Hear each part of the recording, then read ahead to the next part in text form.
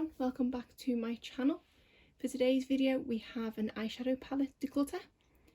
If you are new here, my name is Natalie. I post 2 to 3 videos a week all about makeup and beauty.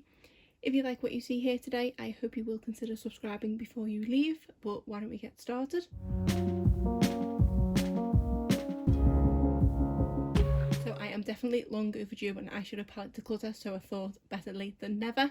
I do usually do this as just one long video, but because I was struggling to get all of my palettes onto one screen, I decided to actually split this into 2 videos. And all the palettes you see in front of you are the palettes that I've classed as being my high-end palettes. There may be a couple here that you may not agree with, but this is just the way I've classified them. And my second video will be all my palettes that I'm classing as either drugstore or affordable. I do have just over 50 altogether, I think I counted up, and here there are 23. So let's go through and see how many I can get rid of. Let's start first of all with this large palette here. This is a holiday palette from Tarte, which I believe is called the Winter Wonder Glam palette. This is one that I did get on sale after the holiday period, and it is a pretty nice palette. I do need to get round to taking out my brush and my 2 other products in here, but I just always forget. I don't reach for this palette all the time, but every time I use it I am kind of pleasantly surprised, so I don't really want to part with it just yet. Even though it is quite a bulky palette, it is really pretty and I do like the kind of simple packaging of it. So this is one I was going to stick in the maybe pile, but I do enjoy reaching for it when I reach for it. And this palette does actually contain pressed glitters, which I'm not usually a fan of, but I do quite like these pressed glitters. I wasn't going to do any swatches in this video, but I probably will end up doing some. I do actually want to swatch a couple of the pressed glitters in here, which isn't going to be the best option, so perhaps I will just put it on my finger instead. I'll start with this one, which is something a little bit different, and this is a really pretty kind of bluey silver.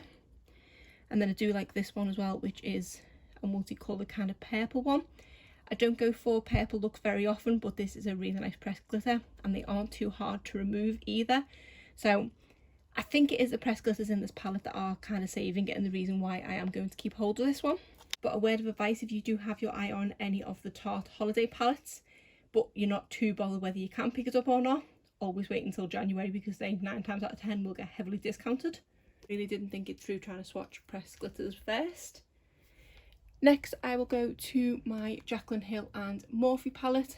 This is a fantastic palette. As you can see, it definitely covers all bases, especially when it comes to your neutrals. This palette is definitely neglected because of having such a large eyeshadow palette collection.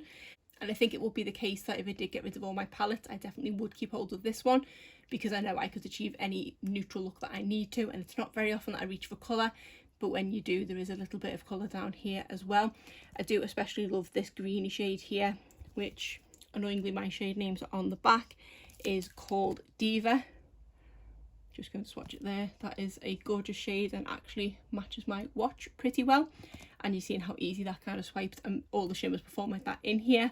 I do have a couple that have gone hard pan, but it's easy enough to fix that and I don't mind it too much, especially when I realised recently that I've had this palette for 3 years.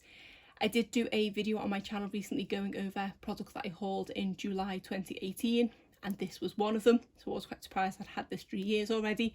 But for me, the quality just hasn't deteriorated and this is a fantastic palette. The only problem is I don't think I can recommend you go and purchase this palette because I do believe they reformulated it, and from what I've heard it's not as good of a formula. I'll go next to the Natasha Zanona Glam palette, which is very reflective, so I'm trying to turn it at an angle. This is such a gorgeous palette and a kind of cool tone dream. This is the first palette in a long time that got me super excited when it was released, and I did have to get it as soon as I possibly could. I did use some gift vouchers and things towards it because £60 for me is a lot to spend on an eyeshadow palette, so I don't think I paid much more than £30 or £40, but having now tried and tested it, if I would have spent £60 on it I wouldn't be disappointed. This is just such an easy palette to use. This is a palette that I know I'm going to use every single shade in here, and out of all the palettes I've got, there aren't many palettes that I can say that about. And again, kind of like the Jaclyn Hill, if I had to get rid of all my palettes, if I was just left with this one, I would be perfectly happy with that because there are plenty of looks I can create with this palette. Yes, okay, they would all be cool toned, but I am a neutral lover at heart, so this would be perfect for that. Definitely one I'm keeping hold of. Next we have this palette from Sigma. This is the Enchanted Palette. Again, another really pretty palette. I am going to say that about a lot of them because it's the reason why I've purchased them. This one though, I was slightly disappointed with the formula. Don't get me wrong, the shades in here are absolutely gorgeous, and I do like that it is a slightly different colour story, especially with the shimmer shades in here, but I just didn't feel like the shimmers performed as well as I would like. A lot of these ones here do perform more like toppers than sort of foil type shadows that I'd like. This gold shade here though is really impactful on the lid, and that one isn't like a topper, so I do really like that shade. And I have gone to declutter this palette a few times now, and it's always kind of been that gold shade that's made me not want to declutter it, because after swatching it with a lot of other golds in my collection, it is actually quite hard to dupe. But I did find it, I think, in a Juvia's Place palette, so I feel quite happy now that I can let this palette go. It is a shame because there are gorgeous shades in here, and there are a few that are quite unique to my collection, but I just don't think they perform as well as I would like to be able to justify keeping it. I will just swatch this gold shade quickly so you can see it. See, it is a gorgeous gold. Obviously it does skip slightly there. I'll just do a couple of these other shades so you can see what they look like. They do look really pretty swatched, and they do look quite opaque on the back of my hand, but I did sort of dig quite deep there. But when they are on the eyes, you do have to build them up quite a bit, so I feel like I'm starting to talk myself into this palette because they are quite unique shades, but I just know I don't enjoy using it when I do, so no, I'm going to get rid of it. First palette I'm decluttering, and now I just have a ton of glitter on the back of my hand. Another thing that I've just remembered about that Sigma palette is I do find I get quite a bit of fallout with it, so yeah, I'm not regretting my decision so far. Next we have this palette from Ofra. This is the signature palette in Getaway. This is just a £5 palette where the middle shade I believe is a highlighter, and it is in the shade Barley. This is just an okay palette. I don't find that the formula of this is fantastic. The shades are okay, but they are slightly patchy, so do require a bit of work when blending it. This isn't a palette that I can reach for when I'm in a hurry because I do need to work quite a bit with it. And even though that is a highlighter shade in the middle, it's not as impactful on the lid as I was hoping it would be. And then this other shimmer shade here, the lighter one, isn't the best either. Another palette that I don't really enjoy using when I do. I think I got this one on sale, so yeah, I think I just need to pass this one on as well. So decluttered palette number 2. And we have this one from Pat McGrath. This is the Ecstasy Sublime palette, and this is a complete shimmer palette with 5 foiled shadows. This is a really nice accompanying palette. I've not been able to use this one yet for a complete look. I know it's not a crime to go in with a shimmer shade in the lid, but because these are slightly more foiled, I just can't seem to get it to work for that. But because it is so compact, I don't mind having this sort of on the side as an accompanying palette. But gorgeous shades, and one I do enjoy reaching for on a regular basis. This is one that I think was £22, but I got it half price for £11. I would say if you ever are thinking of picking anything up from Pat McGrath, definitely purchase direct from her website, especially if you are based in the UK, because you don't pay anything for shipping and the sales on there are pretty good. So another one to keep. Then I'm going to quickly run through my naked palettes. I was really happy with the kind of aesthetic of these all set out here. As a bit of a pre-spoiler, I love all of these palettes. I'm probably not going to be getting rid of any of them. The only two that I don't love as much as I used to is Naked Heat and Naked Cherry, but why don't we go through them properly? Obviously, first of all, we have the original OG Naked palette, which has now unfortunately been discontinued. This was, as is probably the case with most people, the first high-end eyeshadow palette that I ever purchased. I used this a lot at the very beginning of me getting into makeup, and this was the first palette that I used where I put more than one eyeshadow on my lid, so it definitely does have a soft spot in my heart, and this is a palette that I will never get rid of. I can't remember how long I've had this now, but it is about 5 years, and for me the quality of this has not deteriorated at all, so definitely a keeper. I realised I was supposed to go over Naked Honey next, so I could get rid of this swatch on my hands. So this is the newest addition to my Naked Palettes collection, I'm going to say at this point, and it is such a gorgeous palette. This is one that when it was released I just tore myself out of it. I didn't think I needed it in my collection. I thought it was neutrals that I had with a couple of pops of gold, which I believed I had as well. But when I seen this was on sale recently, I just bit the bullet and finally went for it, and I do not regret that decision at all. Once I got this palette in person, I realised that even though yes it is still a neutral palette with a couple of pops of gold, The neutral shades in here are slightly more unique, and I have been getting a lot of use out of this one. For comparison for this gold, I'll do the two golds because they are slightly different to each other. So you can see that one is much more of a yellow tone gold, and then this one, which was a terrible swatch because my hand is covered in glitter, is more of a cool toned, whereas this to me is slightly antique-y. So I was surprised that I couldn't match it perfectly in this palette, but like I say, I did find a close dupe to this in I think a Juvia's Place palette. I don't think it is picking up on camera at all, but my hands are just absolutely covered in glitter and sparkles now. Like I say, it is my newest addition, so definitely not one I'm going to be getting rid of anytime soon. Then we have the Naked Wild West palette, which is again a most recent addition. Both of these palettes I think I purchased in the last year. This is one that I think I did pick up quite quickly after release. I don't know what it was about this one, but it did just definitely draw me in. It was probably the pop of teals in there that did catch my eye, and I think I did like that it had this sort of cool tone shade in here as well, and it did feel a little bit different. Because for me personally, I feel like you can't go wrong with the Naked formula. I knew that I would like the formula of it, it was just the colour story, and I think at the time I purchased this I had some cashback or something I could redeem, so decided I would treat myself to this one, and I don't regret my decision so far.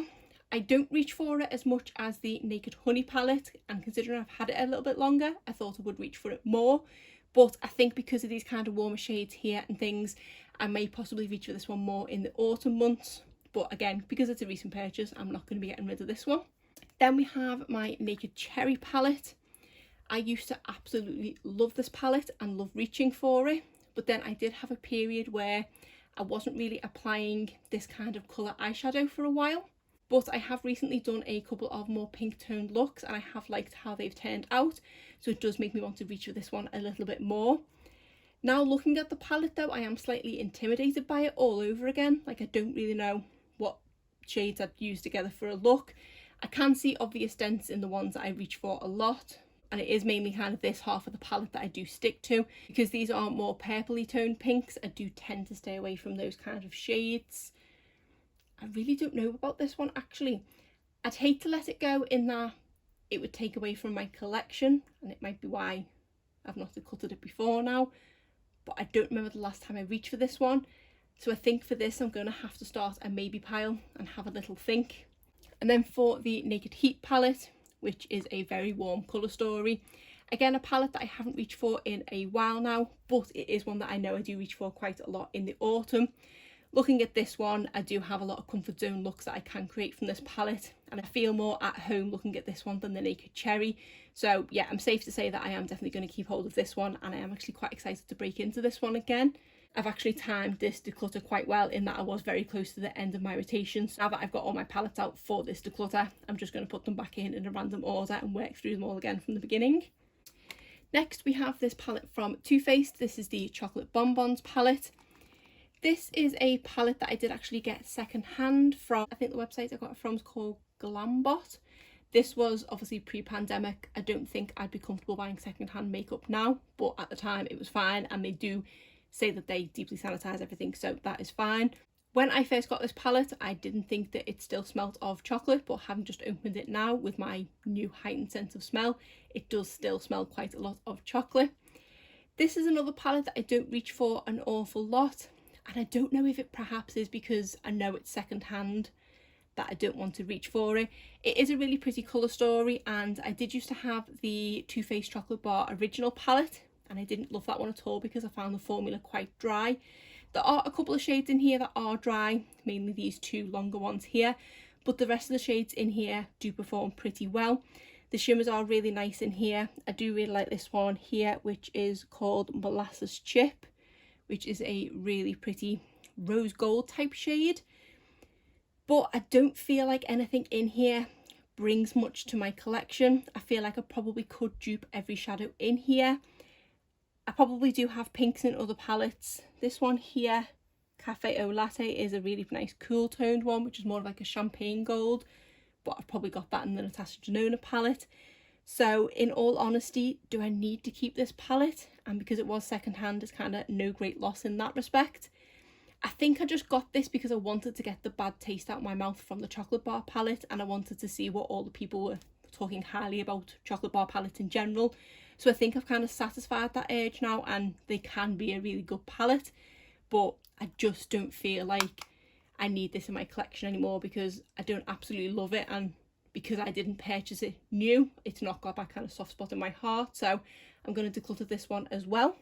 Then I'll talk about my other Too Faced palette that I have. This is the Born This Way, the Natural Nudes palette. This is a palette that when I purchased it, I knew I didn't need it because it is a very neutral palette. Looking at the camera, it does appear to be getting washed out slightly by the light. It is slightly more warm toned in person, especially over here. But when I got this palette, I wasn't disappointed at all. This is such a nice palette to reach for because you do have every kind of variation of nude that you need in here. You've got the gradients from light to dark, you've got brown nude, you've got pink nudes, and you've got kind of chocolate brown nudes. So for me, it does do a little bit of everything. This is again another palette that I would put in that category of if I had to get rid of the palette, which ones would I keep? I have seen that video recirculating again of what top 10 palettes would I keep. And to be honest, I might do that again, although I'll probably give away half the palettes in this video. I am really glad that I did pick this one up, and I say I've not been disappointed with this at all, so I'm definitely keeping hold of it. Next we have this one from Dose of Colours. This is the Marvellous Morphe palette. And this is my only all matte palette in my entire collection. Based on which shades I've been reaching to swatch for you, I'm obviously a huge fan of shimmer shadows. It's not very often that I do an all matte look. 9 and probably 9.5 times out of 10 I do have some sort of shimmer on my lid, but when I purchased this one I did want to push myself slightly out of my comfort zone and see if I could create all matte looks. I know I could have just tested that theory using all matte shades from existing palettes that I had, but for me, because I do like to just reach for one palette to create a look, I felt like getting something like this would make me do that more. I went for this colour story because it was slightly different in my collection. I didn't have many of these mauve tone shades. At the time I purchased this, I think I was still using purple shadow every now and then. I've now realised that I don't really like how purple shadow or very purpley pink look on me, which is kind of what category Morphs fall into. I did pick this one up because it was a huge favourite of Samantha March's, and she did create some stunning looks with this. So because I knew I could refer to her looks for inspiration, that's why I ended up purchasing it. I don't think I paid full price for it, but for a £5 shadow palette, it wasn't really cheap. And I feel like that whole speech has basically just made me decide that I need to declutter this one because I don't enjoy reaching for it. I think I'm just keeping it for the fact that I spent money on it and it wasn't cheap, but I just don't enjoy reaching for it, so I'm going to declutter this one too. Next we have this one from IBY Beauty. This is something that I actually got in a subscription box, and I'm not 100% sure if this palette is even available anymore. I don't know its price point, but because it was in a subscription box, I've presumed it's high end, but I may be wrong.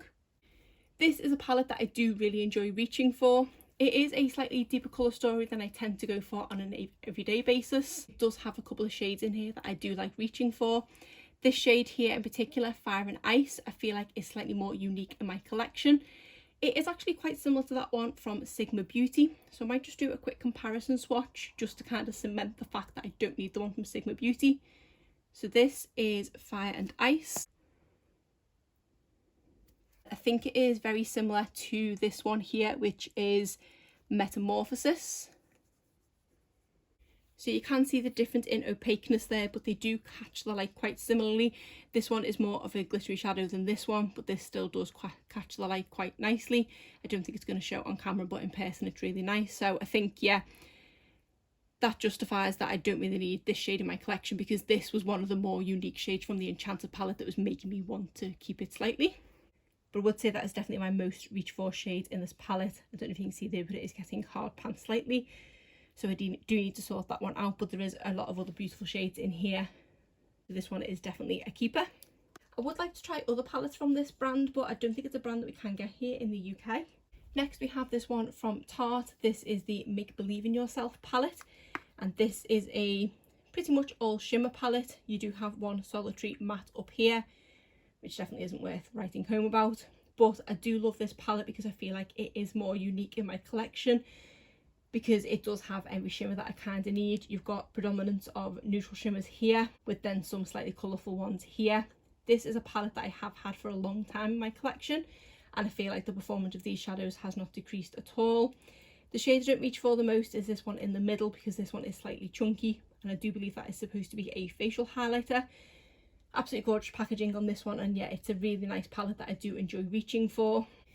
If I'm honest, I have actually neglected this one a bit more of late because I've been reaching for the Pat McGrath one instead of this. Whenever I was just looking for a neutral shimmer to throw on top of a look, it would be this one I'd reach for, but like I say, I've been reaching for the Pat McGrath one slightly more, but I do still reach for this one from time to time, and I don't think I could ever part with it because it was limited edition, and if I regretted my decision, I wouldn't be able to pick it up again. And we have the Balm meets Matchmaker palette. This is such a nice palette. I love the layout of this one with the kind of duos, and this is a palette that I do reach for quite frequently when I am in a bit of a rush and I do just want a quick simple eye look, because I just tend to go in with one of the duos. I do like that it has a bit of colour in here as well. I don't reach very much for the Campbell duo, but I do reach for the Wong duo quite frequently because they are really nice green shades. The one I probably go for the most is this Stupak one, but overall a really nice palette. One that you obviously can mix and match the shadows as well, but I do just like the little duos in this, and it is a really nice palette that I am glad I picked up, so I won't be decluttering this one. Next we have this one from Zoeva. This is the Caramel Melange palette, and this is just one of their minis. I picked this up because I had been wanting to try something from the brand Zoeva. I think it was on my list of brands to try one year. This is a nice enough palette. It's nothing absolutely fantastic, and to be honest, I regularly forget that I have it in my collection. If I am thinking of applying a warm tone look, it is predominantly the Naked Heat palette that I do reach for. Even though this does have a slightly brighter orange in here than the Naked Heat one, when I'm going for a warm tone look, I do just tend to go to the Naked Heat one and I completely overlook this one. I don't even think I've used it that much. It was a palette that when I purchased it, I thought it would be handy for travel, but obviously there hasn't been much travel going on, so that's probably why it's been more neglected than anything. I don't know whether Zoeva is classed as high end. This is one that probably should have gone into the affordable bracket, but in my head they're slightly bigger palettes. I think are at least over 20 something pounds, so that's why I've classed Zoeva as a slightly higher end brand, which is why I've put this palette here. But I don't think I would miss this one from my collection if I decluttered it, and I could justify by saying it's only small, but yeah, I just don't think I'm going to miss it, so I'm going to declutter this one too. Then we have this mini from Natasha Zanona. This is the mini Glam palette. Obviously I have the larger Glam palette, so do I technically need this in my collection? No. But am I going to part with it? Also no. This is actually really nice to have to hand for two reasons. It will be great for travel because it is so compact, but it is really handy if I know I want to reach for the Glam palette, but I'm not too sure what kind of look I want to go for. So sometimes I will just pull in this palette and the look's basically decided for me, and instead of deciding between 9 shimmers, I'm only deciding between 3. So this is great when I want to use the Glam palette in a hurry, as it were. So yeah, this one's definitely sticking around in my collection. Then we have these two palettes from Makeup Geek, which I hadn't even realised that I'd put over here, but because they were with the rest of my palettes, I just kind of included them. These are ones that I did actually create with some single shadows that I got as part of a mystery bundle recently. I definitely won't be getting rid of these anytime soon. I'm quite proud of the little palette that I did create, because this is a really nice neutral warm toned one, and then this one is slightly a smoky one, which I don't reach for as much. I do definitely reach for this one more, but yeah, I won't be parting with these anytime soon because they are a recent addition to my collection, but I didn't really mean to include them in here. Then we have these last two from Tarte. The first one is the Tartiest Pro To Go palette. This has definitely been a well-loved palette.